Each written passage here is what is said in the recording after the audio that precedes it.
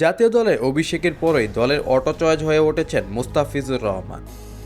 কিন্তু একটা সময় ফর্ম হারিয়ে আবার দল থেকে ছিটকেও যান তিনি। তবে সাম্প্রতিক সময়ে আবারও ছন্দে ফিরেছেন এই বাঁহাতি পেসার। ফিজে ছন্দে ফেরার পেছনে মহেন্দ্র সিং ধোনির অবদান আছে বলে মনে করেন তামিম ইকবাল। আন্তর্জাতিক ক্রিকেটে পা রেখে নিজের প্রতিভা জানান দিয়েছেন মুস্তাফিজুর রহমান। ক্যারিয়ারের শুরুর দিকে রীতিমতো বিধ্বংসী ছিলেন এই বাঁহাতি পেসার।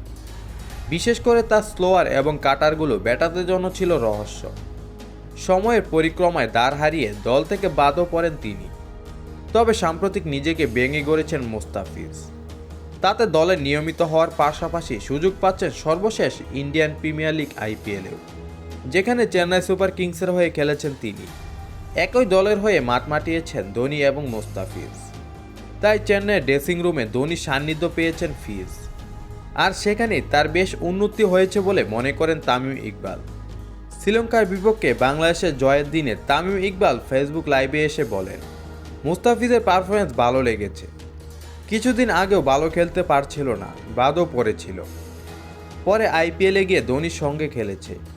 এরপর থেকে তাকে ভিন্ন এক বোলার মনে হচ্ছে। মুস্তাফিজ ভালো খেললে বিশ্বকাপে বাংলাদেশের ভালো করার সম্ভাবনা বেড়ে যাবে। শ্রীলঙ্কার বিপক্ষে ম্যাচ দিয়ে বিশ্বকাপ মিশন শুরু করেছে বাংলাদেশ, যেখানে 2 উইকেটে জয় পেয়েছে বাংলাদেশ।